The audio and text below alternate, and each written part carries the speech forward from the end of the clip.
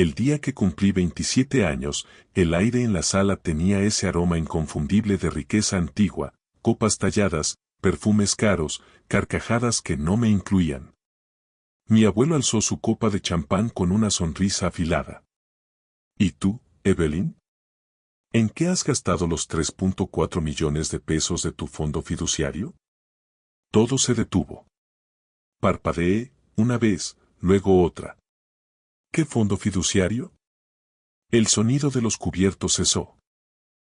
La mano de mi madre quedó suspendida en el aire, como si congelar el gesto pudiera borrar el momento. Mi padre tragó en seco, su garganta moviéndose como si algo pesado se le hubiese atascado. Y luego, mi abuelo volvió a su postura habitual, sereno, como si no acabara de lanzar una bomba sobre la mesa. ¿A dónde fue ese dinero? Sus palabras se esparcieron por la sala como humo denso. Y en medio del silencio elegante, bajo lámparas de cristal y sonrisas forzadas, entendí la verdad. Esa cena no era una celebración. Era una sentencia. Mi nombre es Evelyn Hart. Y hasta esa noche, juraba que conocía a mi familia. Me criaron con reglas claras. Mantén la sonrisa en la mesa. Nunca hagas preguntas incómodas. Y jamás hables de dinero. Vivía en San Francisco ahora, a kilómetros de distancia del mármol brillante de su mansión y sus coches impecables. Mi apartamento era modesto, las paredes con grietas, las cañerías quejándose, pero era mío. Trabajaba como diseñadora freelance. Pasaba las noches creando logotipos mientras el sonido de la ciudad entraba por la ventana. Mi café se enfriaba junto a las facturas sin pagar. Mis padres, James y Victoria, vivían en Marin County. Casa de 4 dormitorios, piscina climatizada, Teslas en el garaje. Seguíamos en contacto, pero nunca decían nada que doliera. Sus llamadas eran breves. ¿Cómo va el trabajo?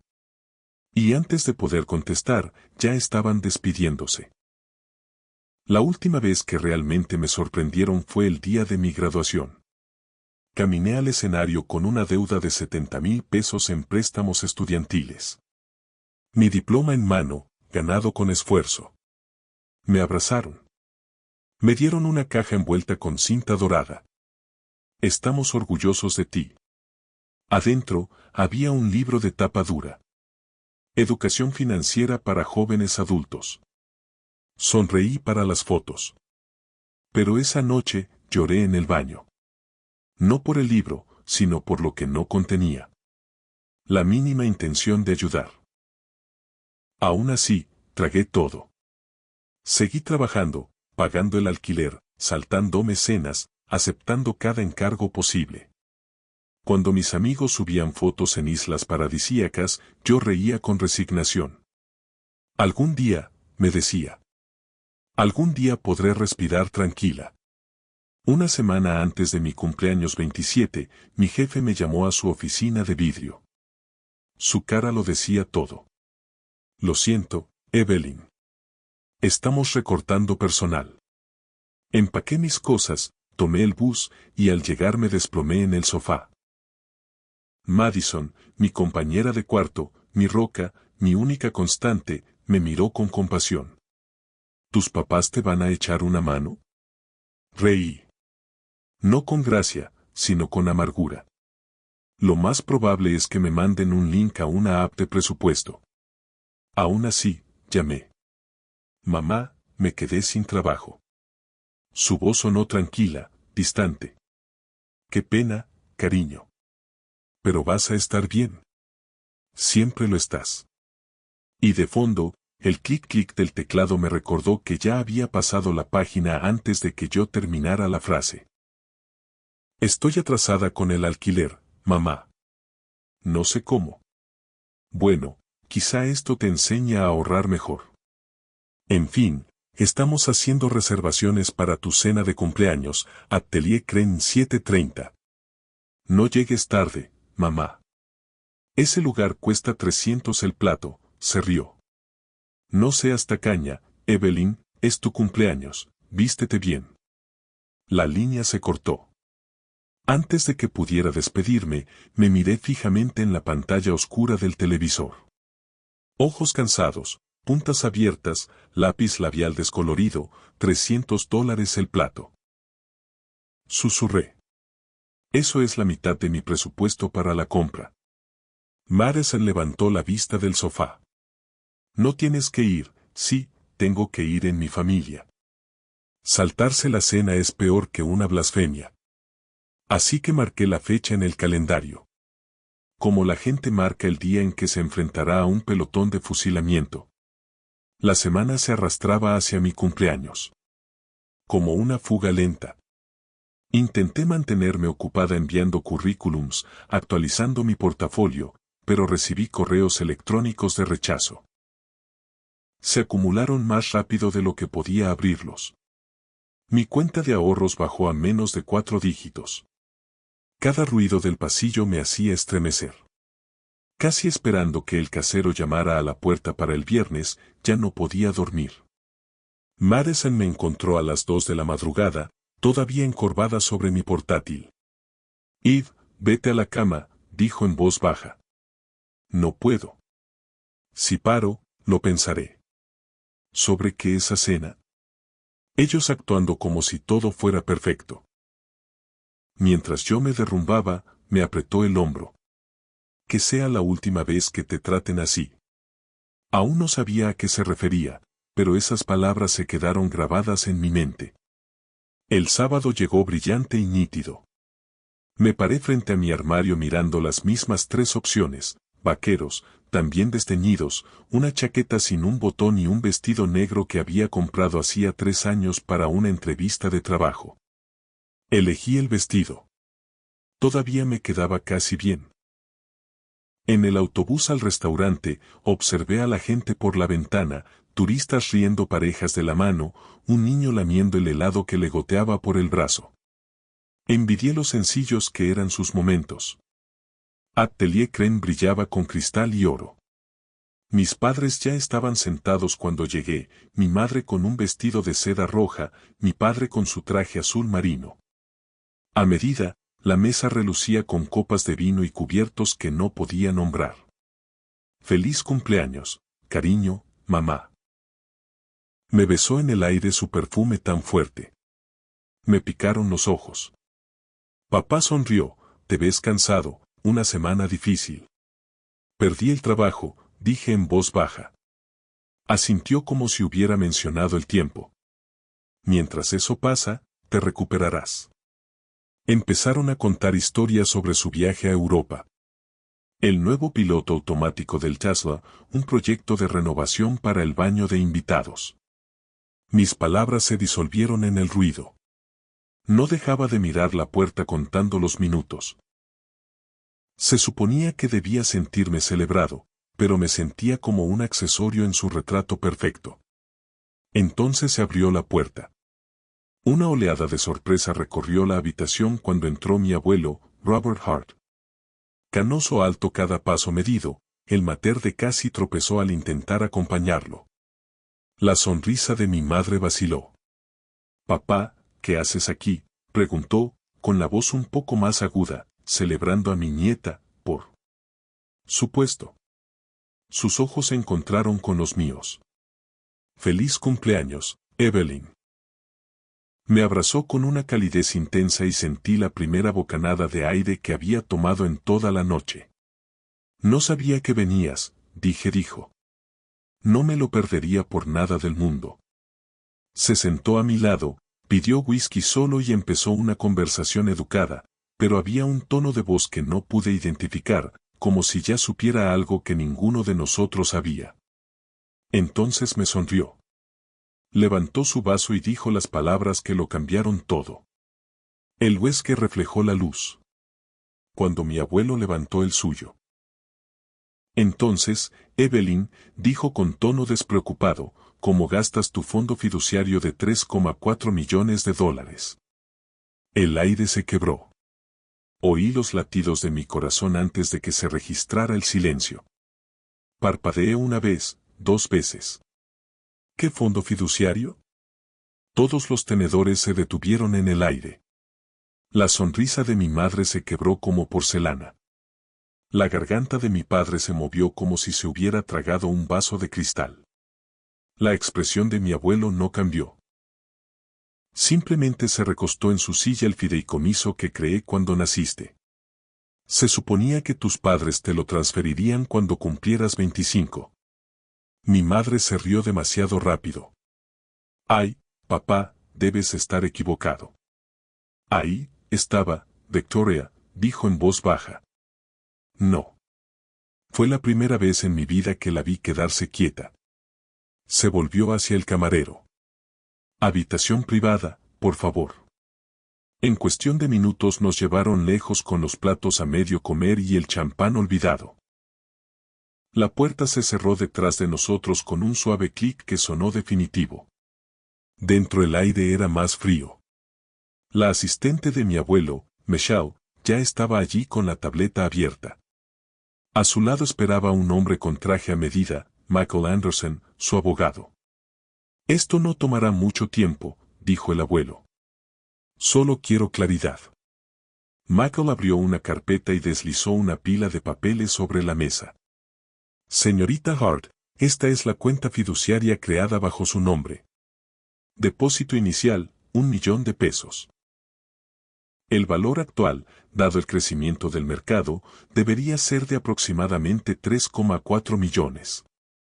Mis dedos apenas tocaban el papel. Lo que estaba leyendo no parecía real. Hasta esta mañana, el saldo restante es de 200,000, dijo Michelle con seriedad. Las palabras cayeron como un mazazo. 200,000. De más de 3 millones. 25 años de ahorros, inversiones y rendimientos, evaporados. El abuelo no apartó la mirada de mis padres ni un segundo. Explíquense. Mi padre se secó la frente, incómodo. Usamos parte del dinero para cubrir la hipoteca, y luego, cuando el mercado colapsó. La voz del abuelo seguía siendo tranquila. Eso no explica $3 millones, James. Mi madre sujetaba su bolso con manos temblorosas. Solo estábamos administrando los fondos para su futuro. No queríamos que lo malgastara. Solté una carcajada breve y cortante.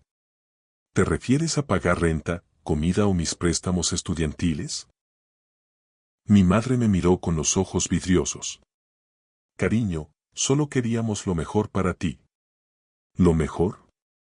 Me regalaron un libro sobre finanzas personales el día de mi graduación, mientras vaciaban mis cuentas. El abuelo alzó una mano. Suficiente. Se volvió hacia Michelle. Enumera los retiros. Ella comenzó a leer, con voz neutral. Amortización de hipoteca, 450,000. Compra de vehículos, 2 Tesla Model S, 280,000. Remodelación de la casa, 320,000. Inversión en propiedad a nombre de Victoria Hart. 500,000. Cada línea era una herida nueva. Hasta que se detuvo un segundo. Compra de propiedad en Malibú, 1.8 millones. Registrada a nombre de James y Victoria Hart. Una casa de playa. Con mi dinero. Miré a mis padres. Mi padre murmuró. Fue una inversión. Fue un robo, dijo el abuelo, en voz baja. A tu propia hija. Silencio. Lo único que se oía era el zumbido del aire acondicionado. El abuelo empujó su silla hacia atrás. Entréguenme las llaves. Mi madre bajó la mirada a su bolso. Dudó. Luego sacó un llavero con 2 llaves y lo colocó sobre la mesa, temblando. El abuelo me las entregó. Son tuyas. 2 años tarde. El metal aún estaba tibio por el calor de su mano. Las tomé. Eran las llaves de mi apartamento. De mi vida. Esa que me ocultaron todo este tiempo. Mi madre rompió en llanto. Por favor, papá, no hagas esto. Somos familia. La familia no le roba a la familia, respondió él. Mis abogados los contactarán mañana. Mis padres salieron del salón con los hombros caídos, como si cada paso les costara el doble de peso. Cuando la puerta se cerró, el aire se volvió más liviano. Pero también más frío. Más solo. El abuelo me miró. Evelyn, haré una auditoría completa. Ellos enfrentarán cargos legales. Pero la decisión de presentar demanda es tuya. Miré las llaves. El metal duro contra mis dedos. Años pidiendo su aprobación, mendigando afecto. Ahora entendía el precio de ese amor. Necesito tiempo, susurré. Tómalo, me dijo. Pero debes saber que planeaban escapar. Meshala encontró boletos a Costa Rica comprados hace 3 días. Mi pecho se apretó. Vinieron a esa cena sabiendo que era su despedida. Y aún así, sonrieron mientras lo hacían. Aquella noche salí del restaurante con las llaves en el bolsillo y el alma llena de nubes. La niebla cubría la ciudad. Las luces parecían más lejanas. Madison me esperaba en casa. Cuando le conté todo, me miró como si acabara de narrar una escena criminal. Te robaron, susurró. Tus propios padres. No solo el dinero. También los años, dije.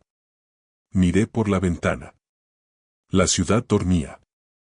Y algo dentro de mí se rompía, para que algo nuevo pudiera empezar. No iba a gritar. No iba a suplicar. Iba a recuperar cada pedazo de mi vida. Sin escándalo. Con orden. Con firmeza. 3 días después, me citaron en la oficina del abuelo. Una torre de vidrio que parecía cortar el cielo de San Francisco. No había dormido bien desde aquella noche. Las palabras planeaban huir se repetían como un eco cada vez que cerraba los ojos. Y esa imagen no me dejaba. Mi madre soltando las llaves temblando. El silencio de mi padre. Un silencio que decía todo. Meshala me esperaba en la entrada. Impecable. Profesional.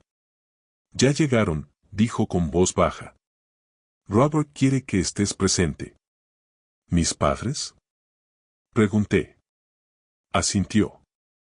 Vinieron a negociar. Negociar. Qué palabra más sucia en boca de quienes te traicionaron. El ascensor se abrió en el último piso. Cristal por todas partes, sillas de cuero, y ese inconfundible aroma a poder.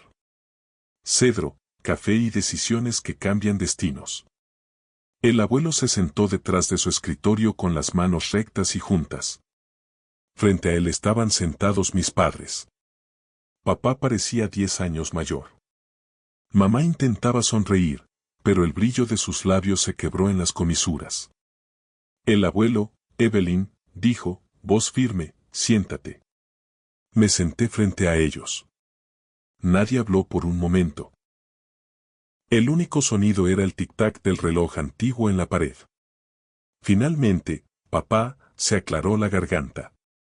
No pretendíamos que esto llegara tan lejos. Estábamos simplemente desesperados. La voz del abuelo era fría. Tratando de mantenerse a flote, dijo papá, no lo entenderías. Entiendo la codicia, el abuelo interrumpió. Construye un imperio. Al reconocerlo, mamá se inclinó hacia adelante con lágrimas en los ojos. La amamos, papá. Se lo íbamos a decir eventualmente cuando, después de que terminaras de vender la casa de Malibú. Silencio. Michael Anderson, el abogado, dio un paso adelante y colocó una pila de extractos bancarios impresos sobre el escritorio. La auditoría forense está completa, dijo, cada transacción rastreada, cada propiedad conectada. Hemos recuperado aproximadamente 2 millones mediante incautaciones de activos y ventas forzadas. Mi padre se frotó las sienes. ¿2 millones? Ya lo recuperaste, dijo Mako. Secamente.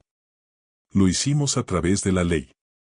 Observé la escena desde lo que parecía estar fuera de mi propio cuerpo. Cada mentira desmentida, cada secreto sacado a la luz. Michelle me entregó una carpeta. Dentro había fotografías de las compras de mis padres, la propiedad de Malibú, los autos de lujo, los recibos de joyas, las reservas de cruceros, todo financiado por mi fideicomiso. Deberías saber qué es lo que ellos valoran más que a ti, dijo suavemente. Tragué saliva con fuerza. Esto es suficiente para presentar cargos criminales, ¿no? Sí, respondió Mako. Fraude financiero grave e incumplimiento del deber fiduciario hasta por 10 años. Mamá se quedó sin aliento. Evelyn, ¿no me harías el favor? Su voz se quebró como la de un niño. Pero no me inmuté. Yo no hice esto. Dije, lo hiciste. Mi padre se inclinó hacia adelante. La desesperación se filtraba a través de su tranquila fachada. Cometimos errores, pero prisión. Somos tus padres. Los padres nos protegen. Dije en voz baja, no saquean el abuelo. Se volvió hacia mí. Es tu elección, cariño. La habitación se volvió borrosa a mi alrededor, el horizonte detrás del cristal, los papeles, las manos temblorosas sobre el escritorio. Pensé en 27 años de cenas en las que sonreí en silencio, en préstamos estudiantiles que pagué con ramen y horas extras en cumpleaños en los que enviaron flores. Pero no, amor. Me encontré con la mirada de mi madre. Me dejaste sin nada. Ahora tienes exactamente eso. Las palabras cayeron como un trueno. Los hombros de mamá se desplomaron. Papá miró hacia otro lado con la mandíbula apretada. El abuelo asintió una vez hacia Mako presentar las mociones necesarias. Mamá se inclinó sobre la mesa con la voz temblorosa. Papá, por favor, ella es tu nieta y tú eres mi hija, dijo, pero hay una diferencia entre la sangre y el carácter. Esta vez, ella empezó a sollozar de verdad. No era por mí, era por todo lo que estaban perdiendo. Mientras los abogados ultimaban los papeles, me levanté y caminé hacia la ventana. La ciudad se extendía abajo, grúas, coches, el lento pulso de la gente viviendo sus vidas. Apreté la mano contra el cristal. El frío me calaba los pies. Por primera vez en años, no era pequeña. Detrás de mí, oí al abuelo decir, ¿qué hace? Escrituras, cuentas todo transferido a Evelyn con efecto inmediato. Cuando me giré, Michelle me entregó un sobre delgado. Estos son tus documentos de propiedad, Pacific Heights. Ahora está completamente a tu nombre. Asentí. Gracias. Mamá susurró algo. Su voz apenas audible. Te arrepentirás de esto. La miré. La miré de verdad, la mujer que me enseñó a mantener la voz suave, a minimizar mis necesidades, a vincular mi valor a la aprobación. No, dije. Por una vez no lo haré. Se fueron. Poco después me escoltó la seguridad. La puerta se cerró. El silencio que siguió ya no era pesado, era limpio. El abuelo se levantó lentamente, caminando hacia mí. Hiciste lo correcto. No me siento bien, admití. La justicia rara vez sienta bien, dijo, pero es necesaria. Me colocó una mano en el hombro, firme, segura. Evelyn, ya no estás sola. Nunca lo estuviste. Esa noche fui a ver el lugar que durante años me habían mantenido fuera. El apartamento en Pacific Heights estaba silencioso, impecable.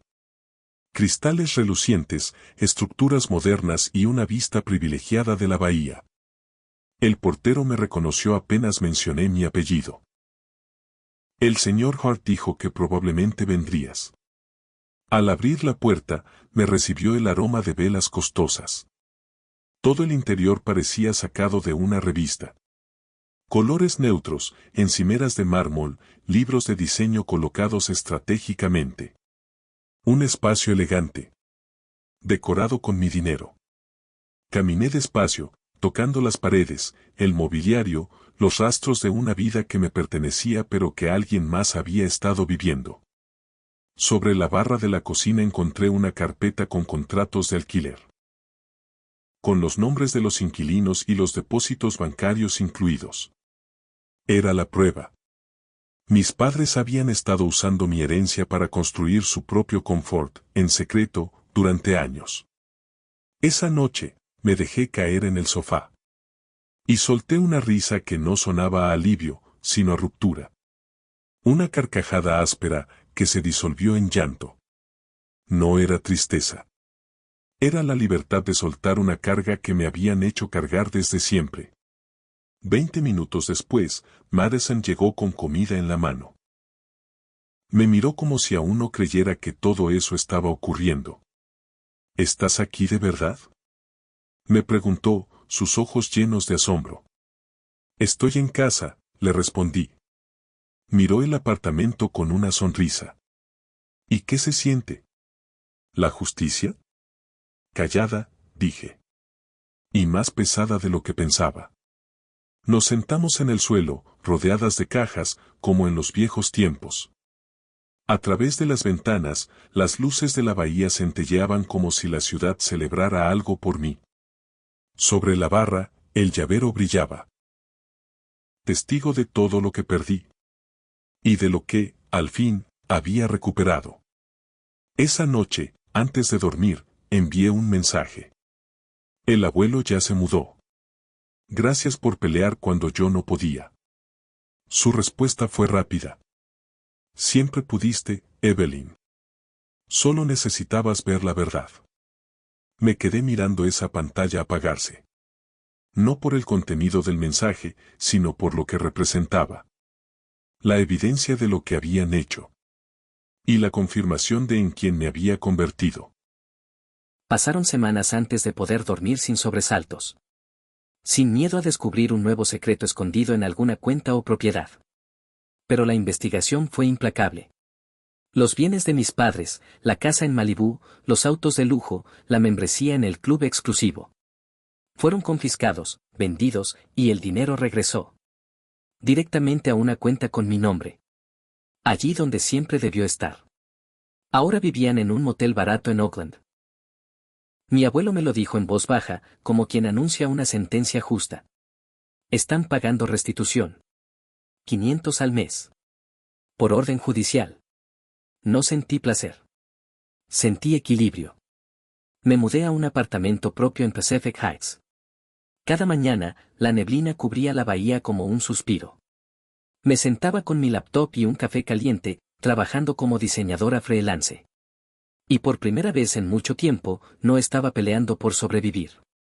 Estaba construyendo. Los proyectos no paraban de llegar, recomendados por la red de startups que mi abuelo conocía.